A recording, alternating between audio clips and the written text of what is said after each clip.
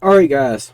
So, in one of the videos I did a reaction to uh, recently, I Adam Calhoun said neither side cares. All right, about mass shootings is basically what he was saying. And what my response to that was, I know the left cares. It's just that they don't understand what they're talking about, right? Because even if you could just, ban all of the high powered, fully automatic assault rifles, even if you could just do that, let's just ban all those high powered weapons, right? The bad guys are still going to have those weapons. So the only thing you've done is you have weakened the ability of the good people to defend themselves against bad people. You've not done anything productive. You've done nothing but hurt the cause. Right. So, yes, they do care, but the solution that they're proposing is not only not helpful, it's hurtful by a lot. You know what I'm saying? I think the best thing we could do is keep our good citizens armed. That's it. That's all we need to do. All right. And any place that is high priority to be a target, guess what? That place needs security at all times. That's the only answer that we need. You know what I'm saying? So, because Adam Calhoun said neither side cares, I wanted to see what, the Republican side would say about it. Because I haven't really listened to them on this issue. I know they're against gun control, which I fully support that. I'm not for gun control either. Right? It's written right into the Constitution. All right. I want to move on to a different domestic issue. Jacob Underwood is a Republican from Des Moines. He works in construction. Jacob. Hi, Jacob. Hello, Mrs. Haley. Thank you for coming to Iowa. My question for you would be, what meaningful steps would you take to prevent mass shootings in soft target areas such as schools, shopping malls, and other areas where responsible citizens can't really carry their firearm? It's an important question for our country because I have a mom heart. I know there are a lot of parents in the audience that realize that we worry about our kids. My daughter works in a hospital. I worry about something happening there. My son is in college. I worry about something that could happen on campus. But I think in order to deal with this, we have to be honest. We have to have an honest conversation about how we deal with this. First of all, 80% of the shootings that happen in schools, they have stolen that gun from family members. Understand that. Secondly, more murders are caused by street crime than anything else. So let's start focusing on what we can deal with. First of all, let's get illegal guns off the street. Let's have the backs of law enforcement. Let's get illegal guns off the street.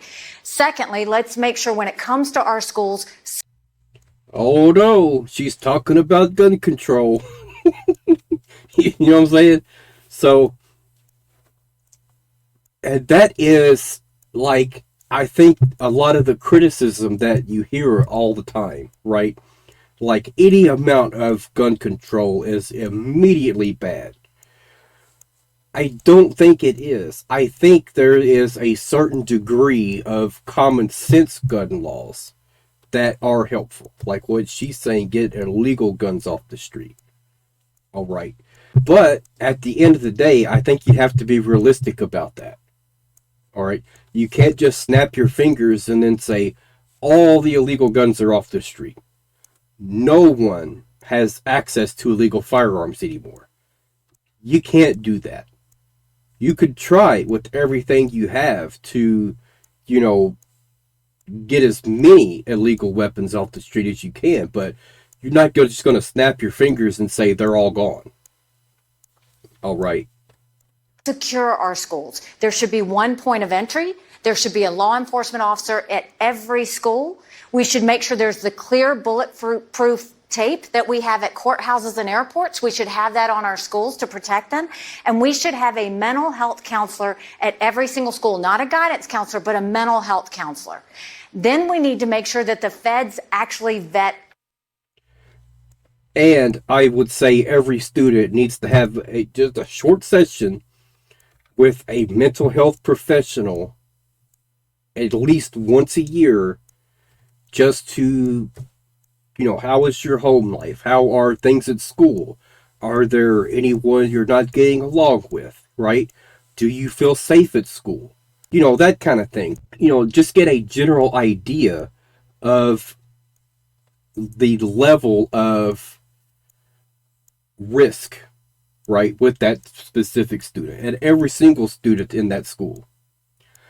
And I really think if they were doing that, then like any student that would have even a few red flags, that would really go towards stopping a lot of these casualties. All right. Because then, for one, they could start working on preventative measures. If this student and that student are not getting along and they're constantly fighting, then that's a problem we need to fix. All right. If we need to move your classes around so you're not in the same part of the building at the same time, that's what you have to do. I don't care what it takes. If you have to make 2 different lunchrooms or whatever else, I don't care. Like, the safety of the students is what's most important. All right. And I do agree, some type of security is necessary. And I would say, the thought of only having one entrance, that's not really a great idea either. Because in the event of like a fire or emergency or anything like that, you would want the students to be able to get out of the building as quickly as possible, right? If you have, an entire school and everyone's trying to get out the same doors while the building's on fire, that's not a good idea. So a little bit more common sense would go towards that. But a quick and easy solution is to say every entrance needs to be secured. All right, so simple as that. Get some real security measures at all times during school hours. Properly. When I talked about the church shooting that we had, that murderer, when he went to go buy a gun, because the feds didn't do it in the time allotted, they gave him the gun anyway. He should never have gotten it. It would have been flagged that he wasn't supposed to have one. So first, let's have the feds do the job they're supposed. But then what would have happened if he couldn't get one at the store? You can't tell me that crime would have been, averted. Like he would have just given up and said, well, I guess I can't get a gun. No, he's going to find a gun no matter what. So this area is a bit difficult for me. I can see both sides of the argument, right? Common sense gun laws. Anyone with, a violent past or anything like that, we should be careful about just, letting them buy firearms, right? But if we look at the Second Amendment, it says the right of the people to keep and bear arms shall not be infringed. So in other words, it makes no exceptions for anyone to say, no, you cannot have a firearm. All right. But somehow we're able to, just go around that and say some people loses their rights.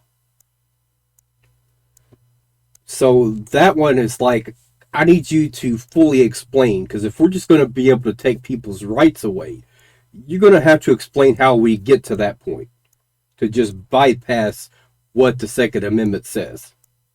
All right. If you are convicted of a violent crime, does that mean you're no longer a United States citizen? Is that what it means? Like, that's what I'm saying. somehow you are just ignoring that and saying, you know what, we're just going to take your rights away. So that one is a bit of a hard pill for me to swallow. I'm just being perfectly honest with you. All right, that's why I'm not for gun control. I understand the sentiment behind it. That, like, if someone goes into a gun shop and says, you know, I'm getting ready to rob a bank, then the clerk is going to say, well, I still have to give you a weapon because of what the Second Amendment says. So it's like, at what point do we draw the line? All right, I don't know. I have no idea. The only thing I know is there's a bit of a gray area there, and I don't like gray areas when it comes to the Constitution. You know what I'm saying? Supposed to do already. And then let's deal with the cancer in America that no one has dealt with and we have to deal with, and that's mental health. 1 in 4 people have a mental health issue. But if treated, they can live a perfectly normal life.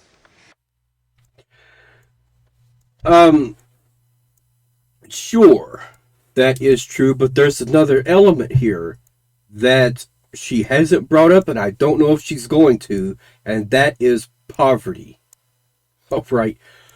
You don't need mental health problems to be living in poverty and being pushed up against the wall and have to fight to survive. You don't need mental health issues to be in that situation. All right. So that's a big part of the problem too. The last 17 of the last 18 mass shootings were all mental health related.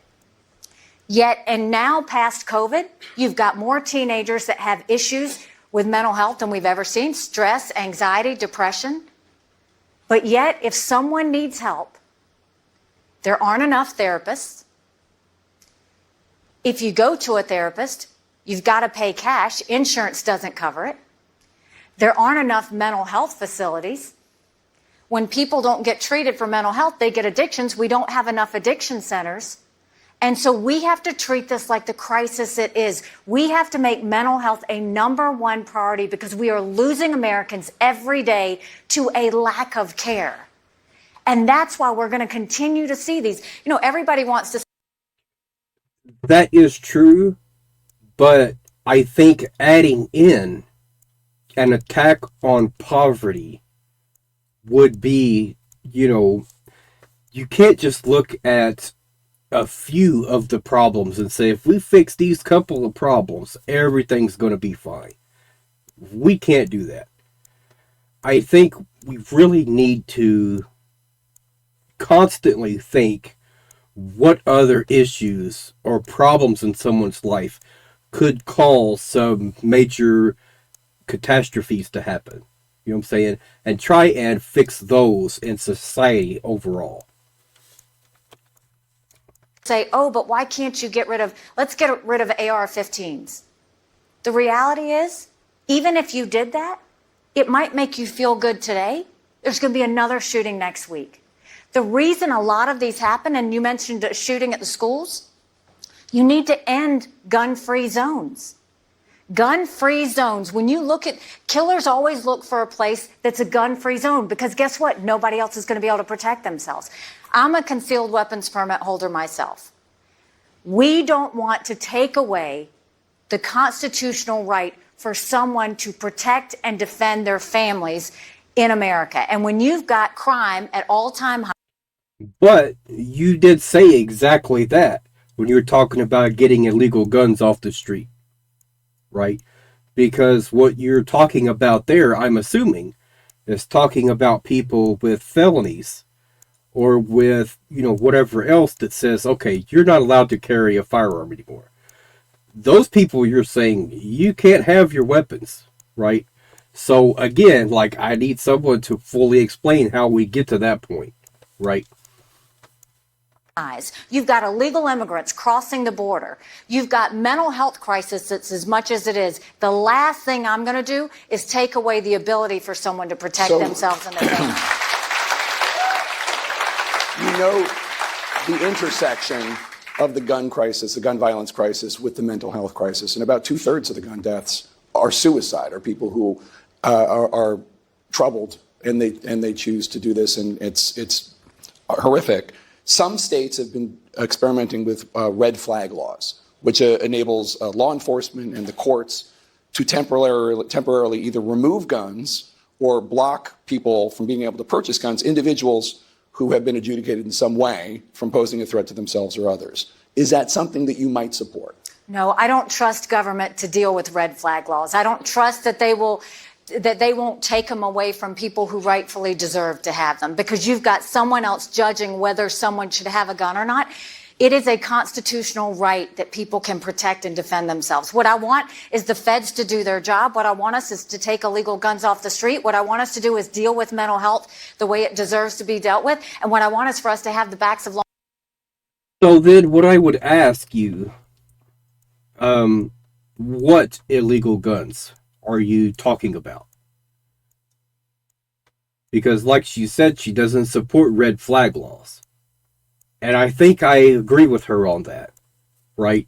Because that would be a really easy way for certain organizations to discriminate against people because of, their age, their, whatever else, right? So we don't need that. Enforcement so that they can do their jobs. That's when we'll start to get safety back on our streets again. So overall, she did a pretty good job here, right? There was only a couple of things I think she could have included, right? And I think I might want to see if she ever talks about poverty in any of her debates or anything like that, right? I did watch the first GOP debate. I don't think she ever talked about poverty or too much, right? That is a huge problem that I think every politician needs to address. The inflation, for one. Also, how about ensuring and enforcing anti-discrimination laws? Because like I've said in a few other videos, once an applicant puts on an application their race, their age, their background, whatever else it asks, and it asks for your address, all the employer has to do, if they want to discriminate against that employee, possibly, is to say, well, this person is black and they live in this area. That means they're probably a gang member. So just throw his application in the trash. What organization is going to come knocking on their door and saying, do you still have this application on file? Are you planning on calling this applicant? Right? Because this is a human being that deserves a fair chance at getting employment. Like, until we start doing that, then all of the employers who are picking and choosing and saying this person doesn't fit the criteria of what I think a good employee would be. This person looks like a drug addict, so I don't want him. That has to be confronted. At some point, we have to get real and say, you know what? Everyone deserves equal employment opportunities. All right. And because we're not enforcing that, because we're really not, it's written into the law that says they can't, but guess what? There's no one, ensuring that any companies are following those regulations. There is if they get fired, then you could, potentially file a lawsuit or whatever else, but not for people just not getting hired. You know what I'm saying? And if there are any programs like that, I would like to know. Like, if there's a number you can call and say, you know what?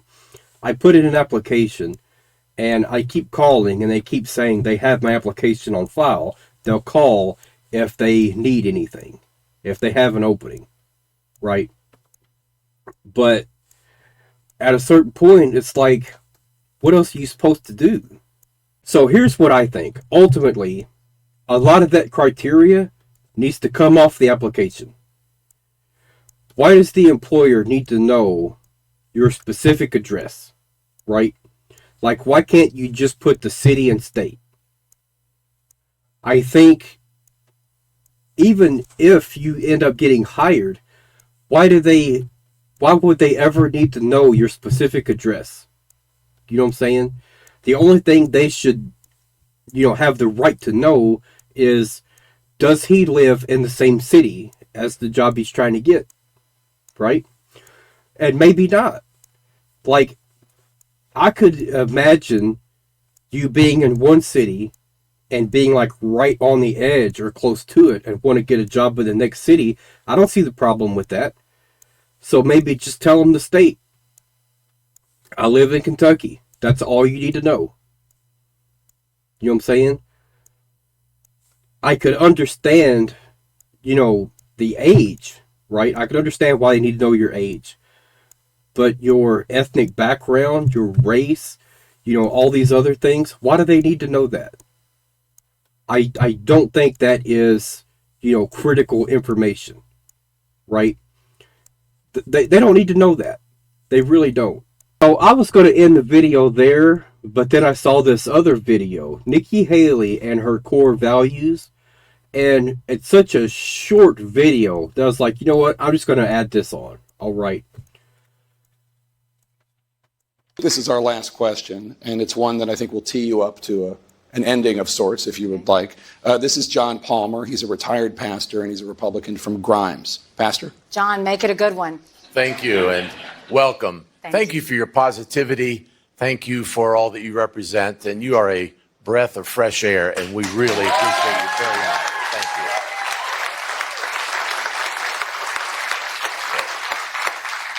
So what are the core values that serve as the foundation and the underpinnings for you, your family, and your political leadership? Thank you for that question. Thank you. I think that so much of who I've been as I grew up, my parents very much taught us the importance of faith and a conscience. That's above all things, that's what it was. And it was the basic standards of take care of those that take care of you. Do for the least of these. Don't wait for something just because you're going to get something out of it. Do it because it's the right thing to do. And my parents would always say the best way to appreciate God's blessings is to give back. And so I feel like I've lived my life that way. And I feel like Michael and I have raised our kids that way, is that we want to make sure that they know that we're a family of service. And you do for others, and when you do for others, it comes back to you. But of all things, with our kids, when we raised them, we wanted them to have a faith and a conscience. And we knew if we did that everything else would be okay. Thank you. I appreciate it. Okay, guys. So here's what I think. Overall, I don't see any real issues at all with her stances, with what she believes. I think she did a little bit too much pandering during the GOP debate. All right. And that goes towards her core values. All right. Saying that the states should be able to decide, to me, that's just too much pandering, right? But I also think she did bring up a good point, though. Is, and I feel the same way about this specifically, that whenever someone is pro-abortion, her question to them is, at what point do you draw the line? At what point do you say, you know what, now is not okay to have an abortion? Because you're now talking about a baby and not, a lump of cells, basically. At what point do you say, this is now a human life that you can't just extinguish because of, well, it will be inconvenient for you. You know what I'm saying? So I think that's a good question and a good foundation to have. And I could be wrong. I could be way off base when I say that she panders too much when it comes to that. I would like for you guys to get in the comments and let me know what you think about it. All right. But other than that, I think she did really good during the debate. I found myself caring a lot more about what she had to say than what most of them had to say and talk about. All right. Um, for me, I liked what Mike Pence was talking about, and I liked what she was talking about. Vivek, for me, was the worst one by far. And it's okay. I'm not mad at anyone if you disagree. You think he was the best one, he won the debate. That's totally fine. You have the right to that opinion. But what I'm going to say is, everyone who forms these opinions, right? You have to understand that your opinion is not the only one that's right. Everyone is going to receive different messages, right? Because they come from different backgrounds. They've seen different things. They experience things differently. One group of people might watch the debate and say, Nikki Haley won hands down. Like no one else even came close. Then you got another group of people who they say Vivek won hands down. No one came close, right? Everyone is right. Because in that person's mind, that's the truth. That is a fact for that person. Facts can be different from person to person. It is subjective. Each person's going to view things in a different way. So just because I'm saying I think the ones who stood out for me as far as being based in facts and logic were Mike Pence and then Nikki Haley. I'm not saying someone else is wrong for disagreeing with that. You have the right to disagree, and I have the right to disagree with you. You could counter that, and try and explain why you think I'm wrong, and I would listen to you, obviously. You know what I'm saying? And maybe one of us might be persuaded to change a little bit. Who knows? Maybe there were certain things that they talked about that I didn't understand what they were saying, and vice versa. This is where a good discussion could lead to better understanding, right? Because one person can't be expected to know everything. Everyone has value. So that's my opinion about that. Everyone has value to one degree or another. And I mean that by being able to add value to a conversation, right? Just because someone comes from a different background or has different political views or beliefs doesn't mean they can't contribute anything valuable to the conversation. Or because, well, their IQ isn't as high as mine, because they haven't read as many books as I have, right? They still have valuable opinions, and they could have, personal experience with things that could help them give you perspective that you didn't get out of a book. You know what I'm saying? So that's what I think a lot more people need to start understanding and appreciating. All right. Two people can have totally different points of views, but they could both still be right. You know what I'm saying? It's a crazy thing. So, all right. That's it for now, y'all.